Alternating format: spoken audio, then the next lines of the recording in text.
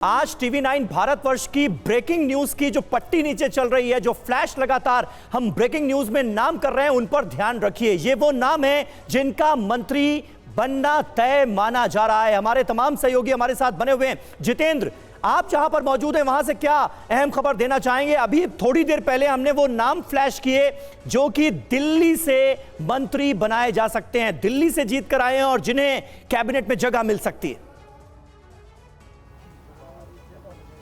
बिल्कुल, देखिए मैं इस वक्त मौजूद हूँ चिराग पासवान के घर पर, जिनका कि स्ट्राइक रेट 100% का रहा है। 5 उनको कोटे में सीट मिली थी, 5 के पास जीत के आए हैं। जब चिराग पासवान यहाँ से निकल रहे तो हमने पूछा कि आपको क्या उम्मीद करके जा रहे हैं। सिर्फ उन्होंने कहा कि मैं अपने प्रधानमंत्री से मिलने जा रहा हूँ। देखिए चाय पे चर्चा शुरू हो चुकी है, देर शाम तक पता लगेगा किसको क्या मिलने वाला है, लेकिन प्रधानमंत्री ये साफ करने वाले हैं कि इस तीसरा जो उनका कार्यकाल है उसमें वो किस तेवर के साथ में काम करेंगे और इन नए चेहरों को किस तरीके से काम करना होगा। आपने पूछा दिल्ली का, तो दिल्ली में 7 की 7 सीटों पर तीसरी बार ऐसा हुआ है कि भारतीय जनता पार्टी ने जीत हासिल की है और दिल्ली से हर्ष मल्होत्रा, जो कि पूर्व दिल्ली से चुन करके आए हैं, इससे पहले वो मेयर भी रह चुके हैं, पहली बार सांसद बने और उनका मंत्री बनना तय है, क्योंकि वो भी प्रधानमंत्री आवास पर पहुंचे हैं प्रधानमंत्री के साथ जो चाय पे चर्चा करने के लिए, विजन जानने के लिए, क्योंकि ये वो चेहरे हैं खासकर जो कि पहली बार प्रधानमंत्री के मंत्रिमंडल में शामिल होने जा रहे हैं और सरकार का हिस्सा होंगे। और साफ तौर पर इनके लिए ये भी देखना है कि पिछले 2 कार्यकाल जो थे उनमें किस तरीके से आगे बढ़े और आगे उस विजन को कैसे लेकर के जाना है।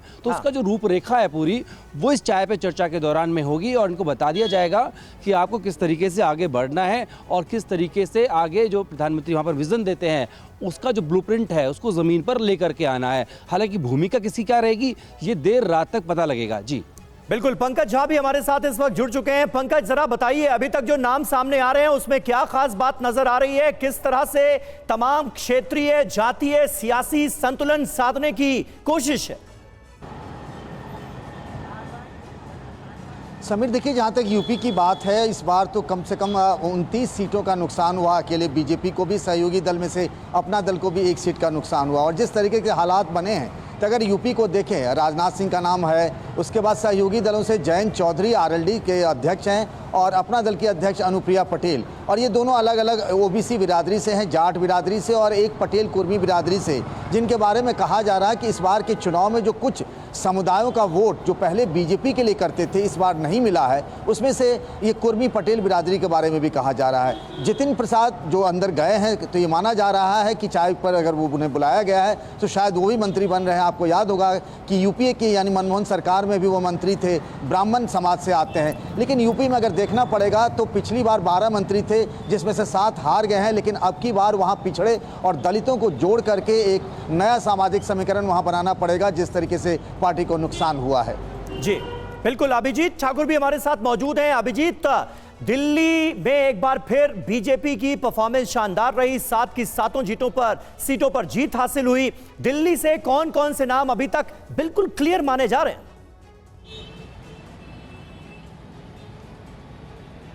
देखिए, बात करें देश की राजधानी दिल्ली की तो हर्ष मल्होत्रा का नाम सामने आ रहा था, कमलजीत शेरावत का भी नाम सामने आ रहा था, लेकिन हर्ष मल्होत्रा के बारे में जानकारी आ रही है सामने कि वो मंत्री पद की शपथ आज ले सकते हैं। बहरहाल मैं इस वक्त टीडीपी कार्यालय के बाहर ही दिल्ली में खड़ा हूं, जहां पर टीडीपी के खाते से 2 मंत्री आज बनेंगे।